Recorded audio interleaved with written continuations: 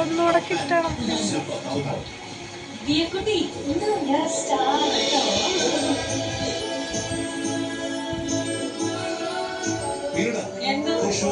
ഞാൻ എന്റെ ജീവിതത്തിൽ കണ്ടിട്ടുള്ള നേരിട്ട് കണ്ടിട്ടുള്ള one of the best performances ആണ്.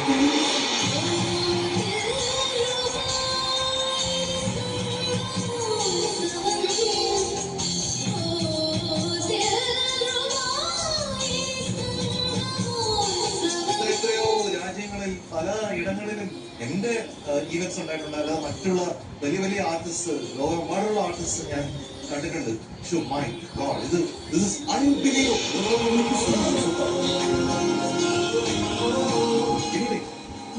You made us proud too. Thank you, sir. Thank you. My God.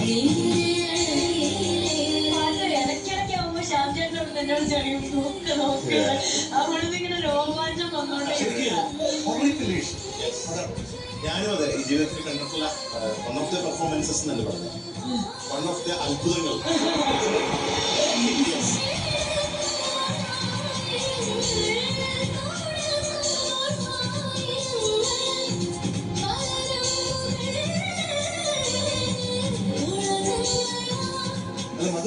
Easy അല്ല കാരണം സ്ഥിരം പെർഫോമൻസ് ആണ്. ഞാൻ പറഞ്ഞില്ല, പല പല രാജ്യങ്ങളിൽ ദ ഗ്രേറ്റസ്റ്റ് മ്യൂസീഷ്യൻസ് അവരൊക്കെ പെർഫോം ചെയ്യുന്നത് കാണാനുള്ള ഭാഗ്യം എനിക്ക് ഉണ്ടായിട്ടുണ്ട്. അവരുടെ കൂടെ വർക്ക് ചെയ്യാനും ഭാഗ്യം ഉണ്ടായിട്ടുണ്ട്. എപ്പോഴെങ്കിലും ദീക്കുട്ടിയുടെ വർക്ക് ചെയ്യാൻ എനിക്കൊരു ഭാഗ്യം ഉണ്ടാവട്ടെ എന്ന് ഞാൻ ഇപ്പോൾ ആഗ്രഹിക്കുന്നു, പ്രാർത്ഥിക്കുന്നു.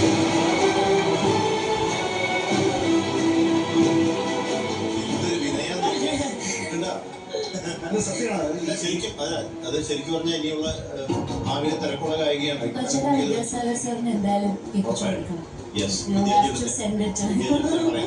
വീഡിയോ ഞാൻ അയച്ചു കൊടുക്കും.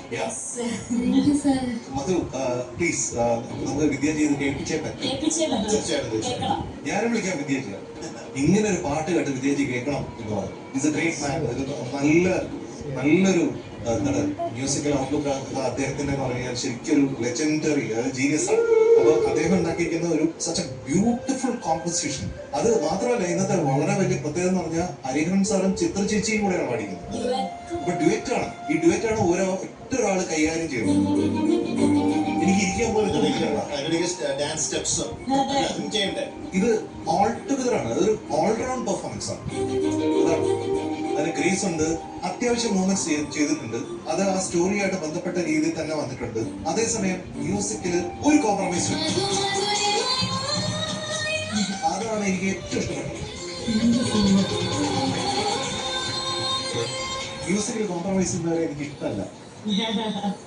അത് മാത്രമല്ല, പാടുന്ന സ്റ്റൈൽ കണ്ടിട്ടില്ലേ, ഈസിയാണ്, സ്ട്രെയിൻ തോന്നിപ്പിക്കില്ല നമുക്ക്. എത്ര മാത്രമല്ല ഓരോ വാക്കുകളും എങ്ങനെയാണ്, ഓരോ മോഡുലേഷൻസ്, ഓരോ വാക്കിൽ, ഓരോ അക്ഷരത്തിലും എങ്ങനെ കൊടുക്കണം, അതിന് വേണ്ടിയിട്ട് ചിലപ്പോൾ അങ്ങോട്ട് തിരിഞ്ഞു നിന്നൊക്കെ പാടിയിട്ടുണ്ട്. എന്ന് പറഞ്ഞാൽ she would have found it the comfortable zone for it.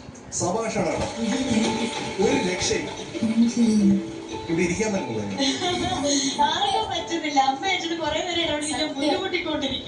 അതുപോലെ തന്നെ നമ്മുടെ ടോം ബാൻഡ്, പ്രത്യേകിച്ച് നമ്മുടെ സുഷ്, എല്ലാവരും അടിപൊളി. അതുപോലെ MJ ഞാൻ കാര്യം പറഞ്ഞോട്ടെ, എനിക്ക് പറയാണ്ടിരിക്കാൻ പറ്റില്ല. ഞാൻ ഒരു പാട്ടിലും അങ്ങനെ എനിക്കൊന്നും പറയാനൊന്നും തോന്നുന്നില്ല. പക്ഷെ എനിക്ക് പാട്ട് തീരെ അറിയാത്ത ആളാ.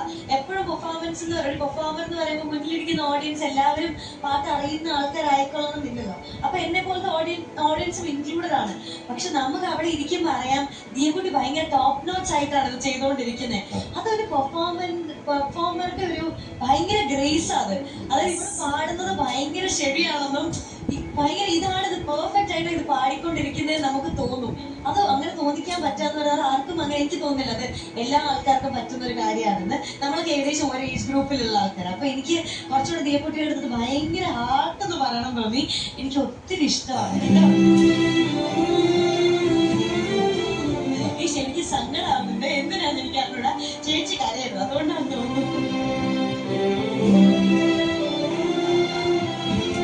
എനിക്കൊരു നഷ്ടബോധം ഈ പെർഫോമൻസ്.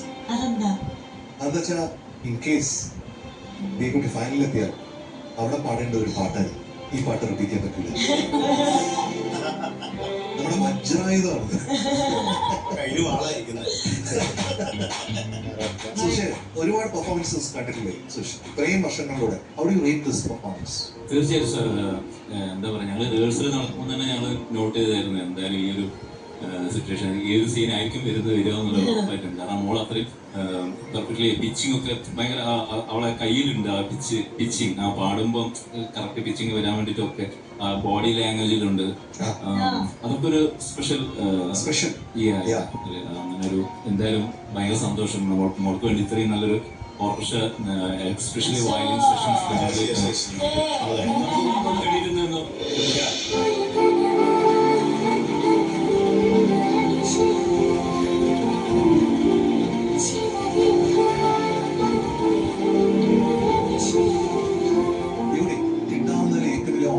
റെസ്പെക്റ്റാണ് അവർ മേടിച്ചു നിന്ന് മേടിക്കാന്നുള്ളത്. ആ സ്റ്റാൻഡിങ് ഓവേഷൻ എന്ന് പറയുന്നത് അതാണ് അൺബിലീവബിൾ ആണ്. ചേട്ടനും കൂടെ ഒന്ന് മൈക്ക് കൊടുക്കാം. ചേട്ടൻ കരയാണ് അവിടെ കുറച്ച് സമയമായി.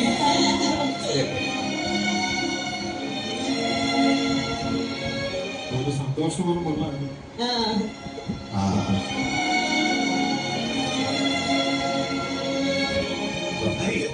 സർ, ഞാൻ ടോക്സിങ്ങിൽ വന്നിട്ട് കണ്ടിട്ടുള്ള വെച്ചിട്ട് ഏറ്റവും എന്നെ എൻഗേജ് ആക്കി. ഞാൻ സാധാരണ അടങ്ങി ഒതുങ്ങി, പക്ഷെ എനിക്ക് ഇപ്പൊ ഓരോ വരിയും എനിക്ക് പല്ലവി കഴിയുമ്പോഴും അനുപല്ലി കഴിയുമ്പോഴും ഓരോ വരി കഴിയുമ്പോഴും എനിക്ക് ഈ കൊച്ച് എന്താണ് ചെയ്യുന്നത് എന്നുള്ളൊരു ലെവലിലായിരുന്നു എന്റെ ചിന്ത. പിന്നെ നമ്മുടെ ശ്യാമേട്ടൻ പാടിയില്ലേ, അന്നേരക്ക് പോയി ഒരു രക്ഷയില്ലാതെ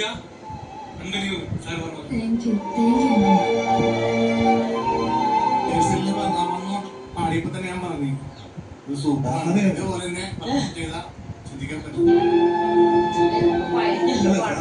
എത്ര കാലങ്ങളിലൂടെ ഒരു മാസ്റ്റർ മ്യൂസീഷ്യനാണ്. അപ്പൊ ചേട്ടൻ ഇത്രയും കാലം എത്രയോ പെർഫോമൻസസ് കണ്ടിട്ടില്ലേ? അപ്പൊ ഇത് സ്പെഷ്യൽ ആയിട്ട് തോന്നുന്നു. സ്പെഷ്യലാണ്, രക്ഷയില്ല.